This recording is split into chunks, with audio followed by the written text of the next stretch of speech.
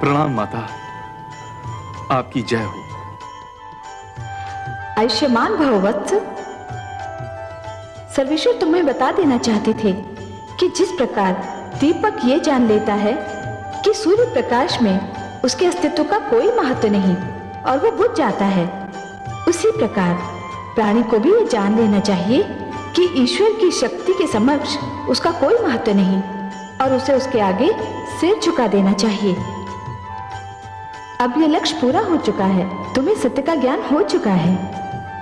मेरा सिर झुक चुका है माते, और इसीलिए हम दोनों तुमसे अत्यंत प्रसन्न हैं। हे बलि, तुमने दान दीक्षा का एक ऐसा उदाहरण दे दिया है जो समस्त संसार के रहते भुलाया नहीं जा सकता। वत्स, तुमने अपनी प्रजा को न्याय दिया, परिवार को स्नेह दिया। बस एक भूल की तुमने, अपने क्रोध में अपनी सीमा भूल गए। बलि, जीवन का महानतम लक्ष्य सीमाओं का निर्धारण ही तो है। मैं तुमसे अपार स्नेह करती हूं। मैंने अपनी कृपा से तुम्हारे लिए भंडार का मुख खोल रखा था क्योंकि तुम धन का सदुपयोग कर रहे थे। अब मेरा लक्ष्य पूर्ण हो चुका है और मैं तुम्हें क्षमा भी कर चुका हूं। अब मुझे क्षीर सागर लौटना है, परंतु जाने से पहले मैं तुम्हें तुम्हारा राज्य लौटा रहा हूं वत्स। यदि इसके अतिरिक्त भी तुम्हारी कोई और इच्छा हो तो व्यक्त करो, उसकी पूर्ति करने में मुझे आनंद ही होगा। केवल एक ही इच्छा है प्रभु, मैं नित्यदिन आप दोनों के दर्शन करना चाहता हूं। भोर भय जब मेरे नेत्र खुलें तो मैं आप दोनों को अपने समक्ष देखना चाहता हूं। तथास्तु। मैं तुम्हें वचन देता हूं वत्स कि जब तक तुम जीवित रहोगे नित्य प्रातः मुझे अपने द्वार पर उसी तरह उपस्थित पाओगे जिस प्रकार तुम्हारे द्वारपाल रहते हैं। मैं तो सदैव तुम्हारे साथ हूं, तुम मेरे लाडले हो। सदैव मेरा आशीर्वाद तुम्हें प्राप्त रहेगा। जगदीश्वर आपकी जय हो। हे माता आपकी जय हो।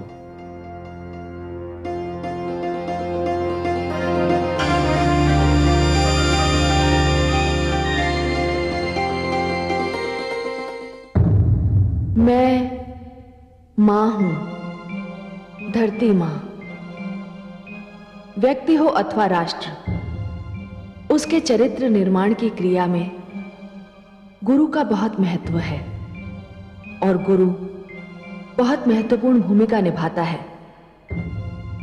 जीवन के सत्य और ईश्वर की पहचान भी तो गुरु ही कराता है। गुरु उदार हो तो शिष्य उदारता का प्रतिबिंब हो जाता है। गुरु अभिमानी हो तो शिष्य पर भी उसका प्रभाव पड़ता है। प्रहलाद और बलि के जीवन इसके सबसे बड़े उदाहरण हैं। प्रहलाद को देवर्षि नारद जैसे गुरु मिले और वो भक्ति के इतिहास में अमर हो गए। बलि को शुक्राचार्य जैसा गुरु मिला और फिर उसने अभिमान की धारा में बहकर जो कुछ किया उसके निवारण के लिए भगवान श्री विष्णु को वामन अवतार लेना पड़ा। मुझे उनके पावन पग का स्पर्श मिला और मैं धन्य हो गई। वामन के अवतरण का दिन आज तक दक्षिण भारत विशेषकर केरल में ओणम के रूप में मनाया जाता है। ओणम राजा बलि की दानशीलता का द्योतक है। यह त्योहार नववर्ष के उत्सव के रूप में सारे प्रदेश में बड़ी धूमधाम से मनाया जाता है। नौका दौड़ इस उत्सव का विशेष आकर्षण है। मुझे ना तो वामन का अवतरण भूल सकता है और ना राजा बलि की दानशीलता। मुझे आज भी दोनों बहुत प्रिय हैं।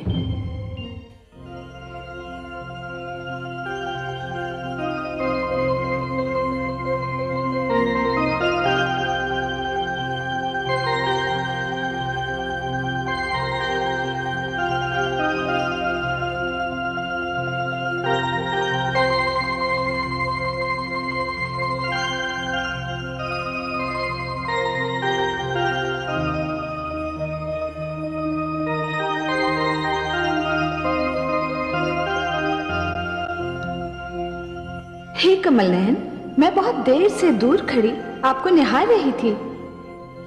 क्षमा कीजिए महादेवी, मुझे आपके आने का आभास ही नहीं हुआ। जब आप सृष्टि की चिंता में लीन होते हैं तो सदा आपकी यही दशा होती है। जिसको सारे जग की चिंता हो उसको इतना अवकाश ही कहां। नहीं महादेवी, यह बात नहीं है। आप तो हमारे तन मन में रमी हुई हैं। बल्कि मैं तो यह कहूंगा कि जब भी मैं स्वयं को देखता हूं तो मुझे अपने भीतर भी आप ही की झलक दिखाई पड़ती है। परंतु हे कमल नयन, जिसके मुस्कुराते मुख की कल्पना मात्र से मन में कमल खिल उठते हो, उस मुख पर चिंता की छाया हो तो सारी सृष्टि अंधकार में डूबी लगने लगती है। आपने वामन रूप लेकर बलि के अहंकार को समाप्त कर दिया था। आपने उस संधि को फिर से प्रस्थापित कर दिखाया जिसके अंतर्गत सदा के लिए देवलोक पर देवताओं का, असुर लोक पर असुरों का और मानव लोक पर मानवों का आधिपत्य बना रहेगा। तो फिर हे क्षीर सागर वासी, आप किस चिंता में डूबे हैं?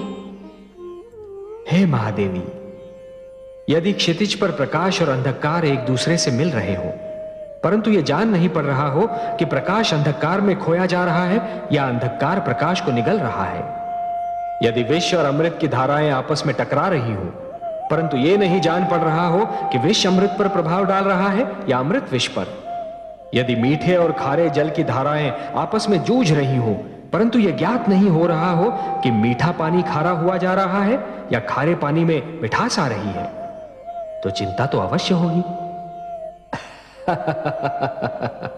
कहने का तात्पर्य यह है महादेवी कि इस समस्त घटना चक्र में एक ऐसी घटना घटी है जो नहीं होनी चाहिए थी। बल्कि मैं तो यह कहूंगा कि यह घटना ऐसी घटना है जिसका परिणाम बहुत समय उपरांत ही ज्ञात होगा। मैं समझी नहीं पद्मनाभ। महादेवी, असुर और मानव आक्रमणकारी और आक्रमण के लक्ष्य के रूप में ही सही, पर एक दूसरे के संपर्क में आ गए हैं। तो क्या हुआ कमल नयन? तो क्या हुआ महादेवी? यदि इस संपर्क के कारण असुरों में मानवों के गुण आ जाएं, तब तो अति सुंदर होगा। परंतु कहीं यदि मानव में असुरों के अवगुणों का समावेश हो गया तो यह एक बहुत बड़ी दुर्घटना होगी। मानव के मस्तिष्क में अहंकार भर जाएगा और वो स्वयं को ईश्वर मानने लगेगा। पर ऐसा क्यों होगा? मैंने कब कहा कि ऐसा होगा? महादेवी, क्या होगा ये तो विधाता ही जाने, पर ऐसा हो सकता है इतना तो मैं अवश्य सोच सकता हूं। और महादेवी, मेरी इस सोच का एक कारण भी है, और वो कारण ये है कि मानव जितना सुंदर है उतना ही उतावला, वो जितना बलवान है उतना ही दुर्बल, और उसका हृदय जितना विशाल है उतना ही वो लोभी भी है। और मेरी चिंता यह है महादेवी कि कहीं उसका उतावलापन, उसकी दुर्बलता और उसका लोभ उस पर विजय न पाले, जिससे उसकी अवनति हो जाए। और मानव की अधोगति का विचार मात्र ही मुझे व्याकुल कर देता है महादेवी। मैं मां हूं, धरती मां। मैं तुमको जिस युग की कथा सुना रही हूं वो बहुत अद्भुत युग था। शिक्षा, ज्ञान और विद्या की दृष्टि से वो महान युग था। धरती पर सरस्वती की कृपा की शीतल छांव बिखरी हुई थी। वशिष्ठ, अंगिरा और जमदग्नि जैसे महान ऋषि दोनों हाथों से विद्या का धन लुटा रहे थे। मानव लोक में उनके यश की धूम मची हुई थी। उनके आश्रम ज्ञान विज्ञान के मंदिर थे। नित दिन नए वैज्ञानिक आविष्कार हो रहे थे। विद्यार्थियों और शिक्षार्थियों की भीड़ इन आश्रमों की ओर यूं खिंच रही थी जैसे पुजारी तीर्थ स्थानों की ओर खींचते हैं। इन आश्रमों के द्वार सबके लिए खुले थे। ऋषियों की लोकप्रियता अपने शिखर पर पहुंच चुकी थी।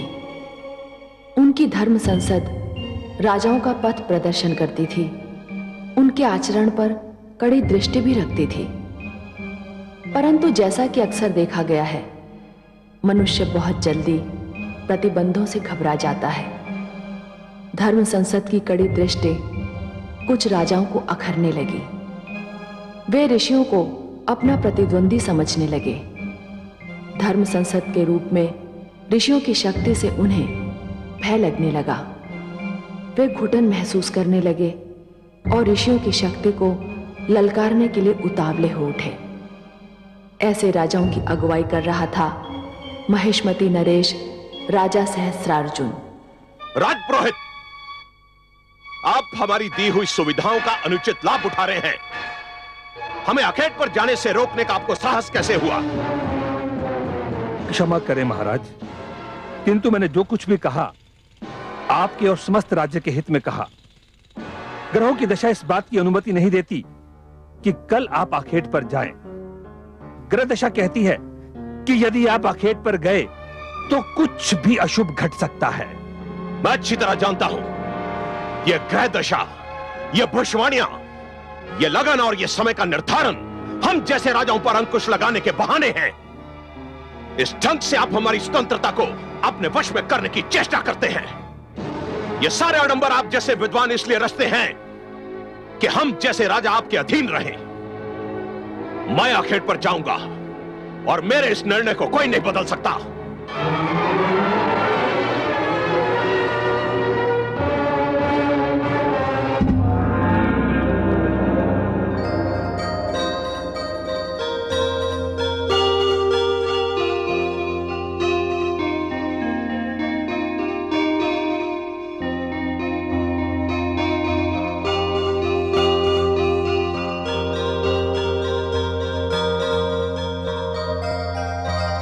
महारानी की जय हो। राजपुरोहित उपस्थित होना चाहते हैं। इतनी प्रातः? अभी तो सूर्योदय ही हुआ है। वे कहते हैं कि आपसे मिलना अत्यंत आवश्यक है। ठीक है, उन्हें बिठाओ, मैं अभी आती हूँ। जी महारानी।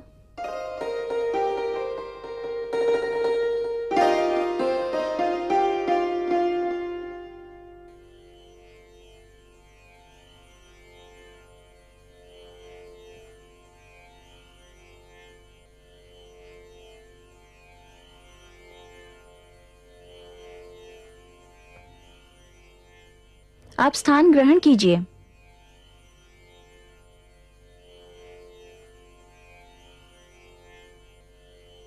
प्रणाम महारानी। प्रणाम। इतने सवेरे कष्ट देने के लिए क्षमा चाहता हूँ महारानी। दासी कह रही थी कि कोई अत्यंत आवश्यक कार्य है आपको।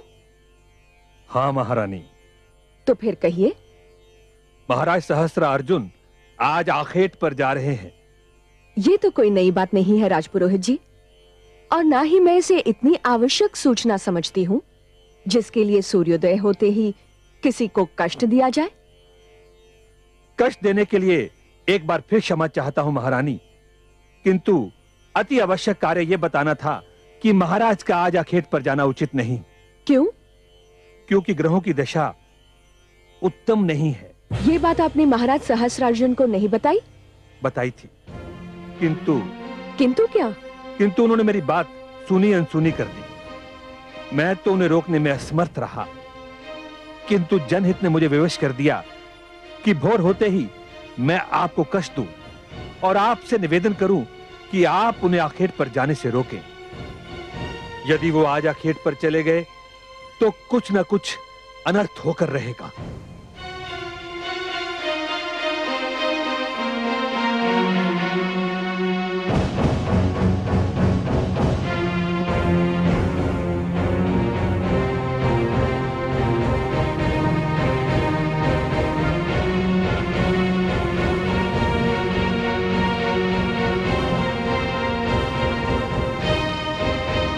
महारानी पधार रही है।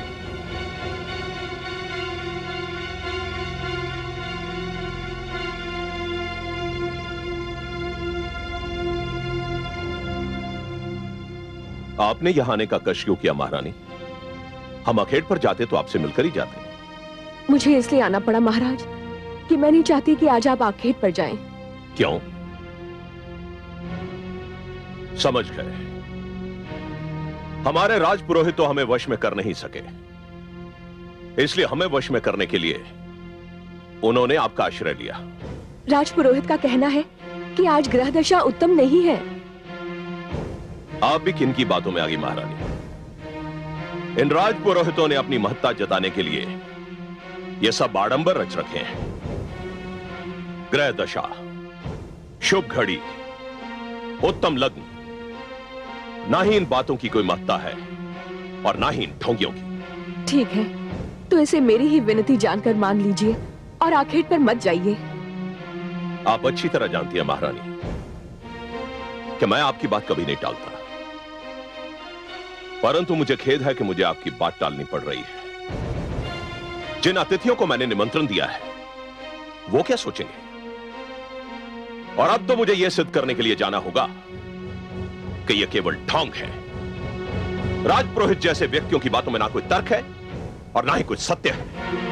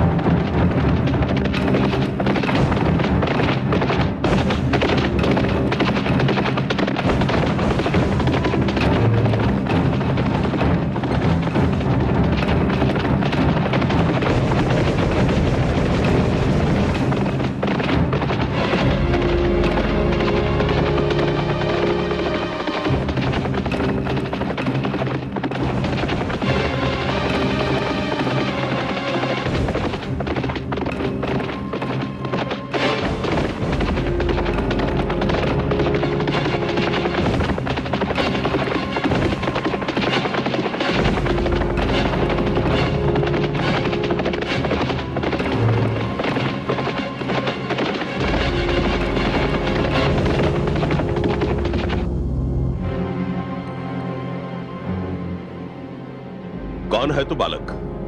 मैं ऋषि जमदग्नि का पुत्र कलश हूँ। तो हमारा मार्ग रोक के क्यों खड़ा है? हट जा सामने से। मैंने आपका मार्ग नहीं रोका, आप मेरे मार्ग पर आ गए हैं। देखते नहीं इस पद पर हमारा आश्रम है। क्षमा कीजिएगा, अभी तक मुझे आपका परिचय नहीं मिला। क्या तुमने हमें नहीं पहचाना? पहचान लिया होता तो आपको परिचय देने का कष्ट क्यों देता? ऋषि पुत्र हो ना, इसीलिए अपनी सीमाओं का उल्लंघन करते तुम्हें भय नहीं लगता। मैं तुम्हें छोटा बालक समझकर क्षमा करता हूं। हम महेशमती नरेश महाराज सहस्त्रार्जुन हैं। प्रणाम महाराज, बड़ी प्रसन्नता हुई आपके दर्शन करके और आपका नाम जानकर। सुना है तुम्हारे पिता के आश्रम में बड़े सुंदर मृग समूह हैं। आपने ठीक सुना है महाराज। हम उनके आखेट के लिए यहाँ आए हैं। आप यहीं ठहरिए, मैं पिताश्री से पूछ कर आता हूँ क्या बंदर आ सकते हैं या नहीं। रुक जाओ पुत्र। इससे पहले कि तुम्हारे मुख से महाराज सहस्त्रार्जुन के लिए कोई शाप या अपशब्द निकले, मैं इनसे कुछ पूछना चाहता हूं। महाराज, आपने मेरे पुत्र पर प्रहार क्यों किया? उसे यह जताने के लिए कि राजा से प्रश्न नहीं किया जाता, राजा का मार्ग नहीं रोका जाता। इसका यह साहस कि हमसे कहे कि हम आश्रम में तभी जा सकते हैं जब आप इसकी अनुमति दें। क्या शिष्टाचार यह नहीं कहता महाराज कि किसी के घर में प्रवेश करने से पहले उसकी अनुमति ली जाए? घर? जिस धरती पर यह घर बना है वो धरती हमारी है, यह पूरी धरती हमारी है। इसलिए इस धरती पर जो भी वस्तु बनी है वो हमारी है। मानव तो धरती का क्षणिक स्वामी होता है महाराज, क्षणिक स्वामी। धरती का प्रथम और अंतिम स्वामी ईश्वरी है। आपसे पहले भी इस धरती के स्वामी कई आए और आकर चले गए, और आपके उपरांत भी कई आकर चले जाएंगे। क्या हुआ स्वामी? क्या हुआ स्वामी? अपने पुत्र को देखो। पुत्र? पुत्र तुम्हें घायल किसने किया? महाराज सहस्र अर्जुन, मेरी प्रार्थना है कि आप यहां से लौट जाएं। और यदि मैं आपकी विनती अस्वीकार कर दूं तो फिर जो कुछ भी होगा उसका उत्तरदायित्व मुझ पर नहीं होगा। देखिए ऋषिवर, मैं यहां खेड करने आया हूं और आखेट करके ही जाऊंगा। आप में इतना साहस, इतना बल नहीं कि आप मेरा मार्ग रोक सके। अन्याय को रोकने के लिए शारीरिक बल और शक्ति की आवश्यकता नहीं होती महाराज, उसे नैतिक शक्ति से भी रोका जा सकता है, और मैं इसी साधन से आपका मार्ग भी रोक लूंगा। शिष्यों, धरती पर लेट जाओ।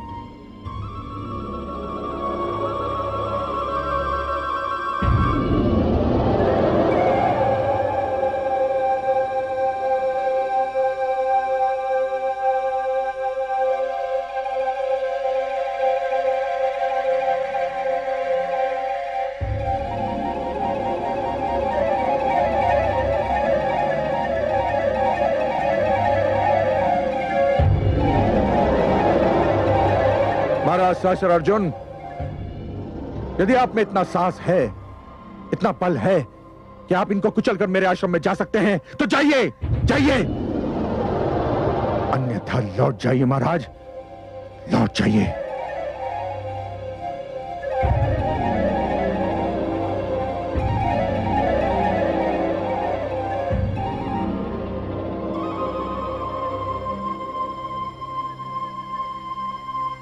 चलो।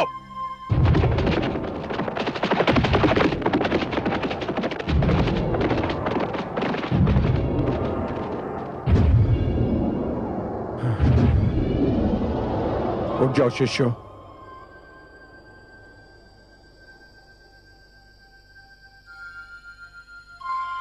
आओ पुत्र।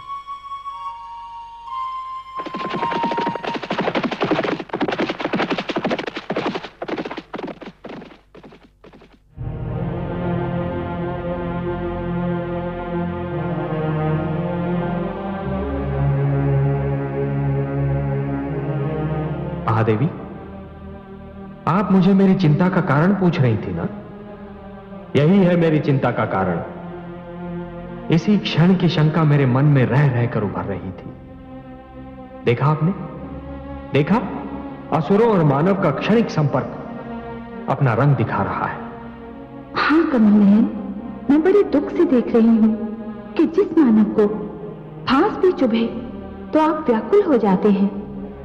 जिस मानव को तनिक भी कष्ट हो तो आपकी योग निद्रा तब टूट जाती है। वही मानव आज ये भूलकर अपनी तेज, अपने यश और अपनी शक्ति पर इतरा रहा है। परंतु ये तेज उसे किसने दिया? उसका ये यश किसका दिया हुआ उपहार है? उसकी शक्ति किसकी कृपा का दान है? मैं मानव कथा के इसी मोड़ से चिंतित रहता हूं महादेवी। मानव जब इतना दुर्बल हो जाता है कि हर दुर्बलता उस पर विजय प्राप्त कर लेती है, तो वो अहंकार का आधिपत्य स्वीकार कर लेता है। महादेवी, जब दिन डूब जाता है और अंधकार छा जाता है, तो हर वो वस्तु जो प्रकाशमान थी अंधकार में लुप्त हो जाती है। महादेवी, वो वस्तु होती अपने ही स्थान पर है, परंतु केवल अंधकार के कारण दिखाई नहीं देती। उसी प्रकार जब मानव मस्तिष्क में अहंकार का आधिपत्य जम जाता है महादेवी, तो मानव अपनी ही सीमाओं को लांघ जाता है। वो जिन नियमों का पालन कर रहा था, वो नियम भी कहीं खो जाते हैं। ये सीमाओं का उल्लंघन और नियमों का भूल जाना एक दुखद कथा का आरंभ होता है महादेवी। हे कमल नयन, मानव आपको दुख दे रहा है, इसमें उसका कोई भला नहीं। बड़ा दुखद होगा वो दिन जब आपको मानव के विरुद्ध कोई पग उठाना पड़ेगा। यही भय मुझे भी लग रहा है महादेवी, यही भय मुझे भी लग रहा है। मैंने सदैव मानव की रक्षा की है, उसे कृपादान दिया है, पर लगता है कि मानव उन्हें भूल रहा है। महादेवी, आप जानती हैं कि मानव के दुख की गाथा कहां आरंभ होती है? जब मानव मानव से टकराता है, जब वो मानवता को भूलकर दूसरे मानव का शत्रु बन जाता है। हे प्रभु, इसमें आपकी क्या भूमिका होगी? महादेवी, आप सदैव मुझे दोषी के विरुद्ध और निर्दोष के साथ ही पाएंगी, अत्याचारी से दूर और दुर्बलों के साथ ही पाएंगी। यही होता रहा है और यही होता भी रहेगा।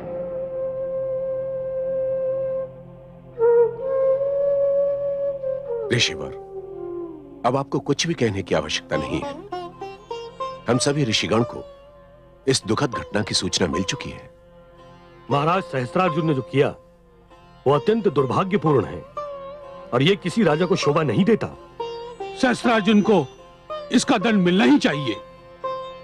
ऋषिगण, मैं इस घटना को मात्र एक घटना मानने के लिए तत्पर नहीं हूं।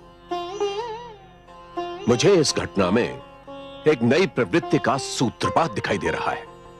हे ऋषिवर, हम आपके कथन में छुपे संकेत का भेद जानने में असमर्थ हैं। कृपया हमें स्पष्ट करें कि यह किस प्रवृत्ति का सूत्रपात है। मैं बहुत समय से देख रहा हूं कि कुछ राजा और सम्राटगण हम ऋषियों के अस्तित्व को अपने लिए एक चुनौती मानने लगे हैं। वे हमारे परामर्श को हस्तक्षेप, हमारे उपदेश को अपने ऊपर अंकुश और हमारे द्वारा दिए गए मार्गदर्शन को अपनी स्वतंत्रता का हनन समझने लगे हैं। उन्हें यह भ्रम हो गया है कि आश्रम राज शक्ति के समानांतर एक शक्ति बनती जा रही है। वे मानने लगे हैं कि आश्रम राजनीति का केंद्र बन गए हैं। महाराज सहस्रार्जुन द्वारा ऋषि जमदग्नि के पुत्र कलश पर यह निर्मम प्रहार इस बात का संकेत है कि राजागण आश्रम संस्था पर प्रहार करने के लिए उतावले हो रहे हैं। परंतु हमने तो राजशक्ति को कभी चुनौती दी ही नहीं ऋषिवर। समस्त संसार जानता है कि हमारे आश्रम शिक्षा और विज्ञान के केंद्र हैं, राजनीति के केंद्र नहीं। हमारे आश्रम ने संसार को विद्वान और वैज्ञानिक दिए हैं, राजनीतिज्ञ नहीं। ऐसा संसार जानता है, ऐसा हम समझते हैं, किंतु राजाओं को यही भ्रम है कि हम उन्हें ललकार रहे हैं। तो क्या इसका अर्थ यह हुआ ऋषिवर कि हम महाराज सहस्त्रार्जुन के अत्याचार को यूं ही चुपचाप सहन कर लें, पी लें? कदापि नहीं। आपके पुत्र पर प्रहार समस्त धर्म संसद के आदर और सम्मान पर प्रहार के समान है। आपका कथन उचित है। महाराज सहस्त्रार्जुन को सप्तऋषि सभा के समक्ष प्रस्तुत होकर अपने दुष्कर्म का उत्तरदायित्व लेना होगा। महाराज सहस्त्रार्जुन तक यह संदेश पहुंचा दें कि कल वे सप्तऋषि सभा के समक्ष उपस्थित हों। जो आज्ञा ऋषिवर।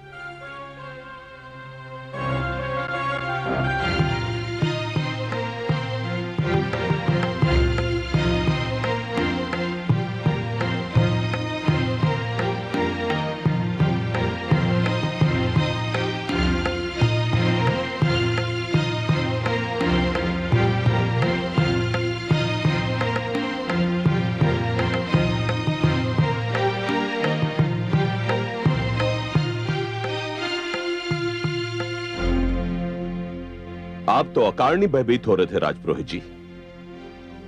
ग्रह दशा का अनुमान लगाने में अवश्य कोई त्रुटि रह गई होगी। नहीं महाराज, मेरे अनुमान में कोई त्रुटि संभव नहीं है।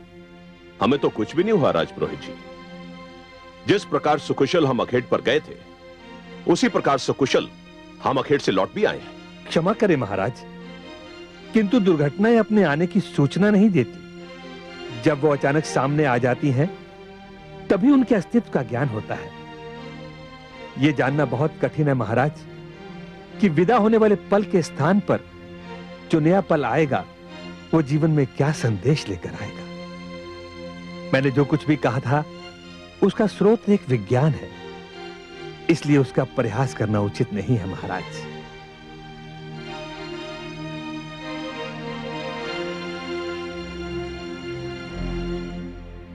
महिष्मती नरेश की जय हो। धर्म संसद से एक ऋषिवर सप्तऋषि सभा का संदेश लेकर आए हैं।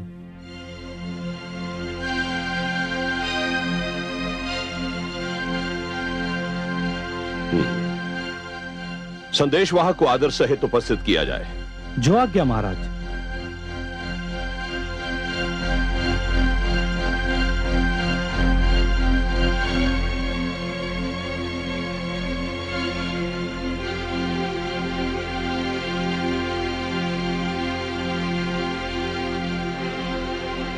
प्रणाम महाराज सहस्रा अर्जुन।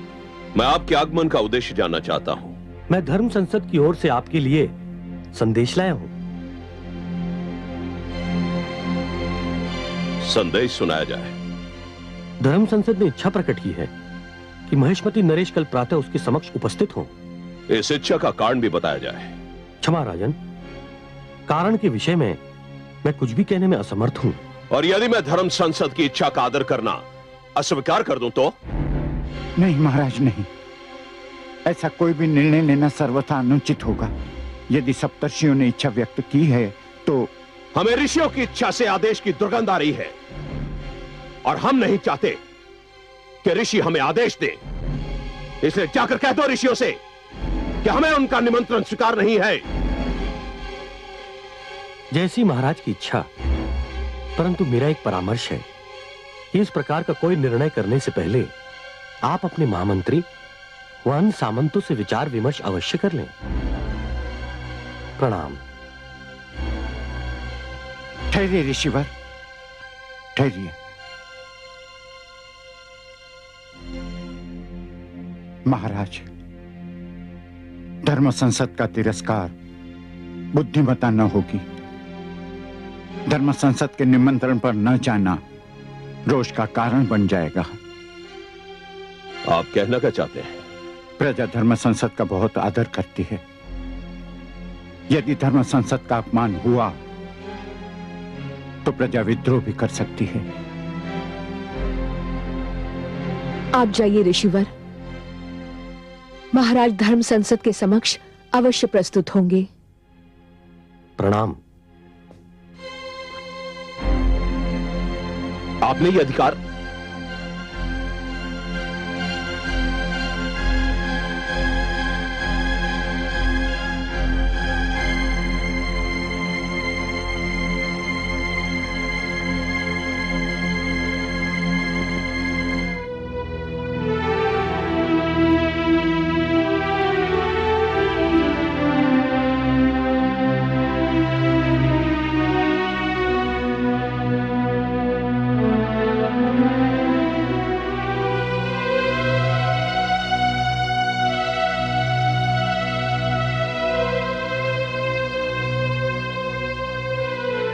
आपके नेत्रों के संकेत ने हमारे होंठ सी दिए थे महारानी, इसलिए हम कुछ कह नहीं सके। परंतु हमारी ओर से धर्म संसद का निमंत्रण स्वीकार करना हमें अच्छा नहीं लगा। क्षमा करें स्वामी, परंतु उस समय आप आवेश में थे और आवेश में लिए जाने वाले निर्णय बहुधा हानिकारक सिद्ध होते हैं। हम राजा हैं महारानी, और इस धरती के बहुत बड़े क्षेत्र के स्वामी हैं। इस क्षेत्र पर हमारा आधिपत्य है, हमारा राज्य है। इस क्षेत्र में रहने वाले समस्त प्राणी हमारे आदेश का पालन करते हैं। ऋषि भी इसी क्षेत्र के वासी हैं, उन्हें भी हमारे आदेश का पालन करना चाहिए। हम उनके आदेश का पालन क्यों करें? स्वामी, ये सत्य है कि ऋषिगण भी इसी क्षेत्र के वासी हैं, परंतु ये भी सत्य है कि हम जिस जीवन प्रणाली को मानते हैं उसमें ऋषियों का एक विशेष स्थान है। ऋषियों को यह स्थान हमारी उदारता के कारण मिला है महारानी। परंतु मिला तो है। इसका अर्थ यह तो नहीं कि वो हमसे टकराने लगे, हम पर आदेश चलाने लगे। नहीं महारानी, ऋषि अपने आप को आवश्यकता से अधिक शक्तिशाली समझने लगे हैं। इनकी शक्ति पर अंकुश लगाना होगा। मेरे विचार में यह अनुचित होगा। क्यों अनुचित होगा? हे राजन, वे हमसे दूर अपने संसार में मग्न हैं। शिक्षा दान करके समाज की सेवा कर रहे हैं, समाज को अच्छे नागरिक दे रहे हैं, लोभी नहीं है। वे धन और सत्ता नहीं चाहते। सत्ता नहीं चाहते, परंतु सत्ताधारियों को नीचा अवश्य दिखाना चाहते हैं। बार बार इस बात को जताना चाहते हैं कि राजा के पास शारीरिक बल है, इसलिए उसका मान कम है। ऋषियों के पास बुद्धि बल है, इसलिए उनकी श्रेणी ऊंची है। और धन, महारानी आप जानती हैं आश्रमों में कितना धन है? उनके पास राजकोष से अधिक धन है महारानी। ये धन तो उनको धनाढ़ शिष्यों ने दिया है। वे तो शिक्षा के लिए शुल्क भी नहीं लेते। आप कुछ भी कहें महारानी, मेरा वहां जाने को मन नहीं करता। परंतु बुद्धिमता की यही मांग है।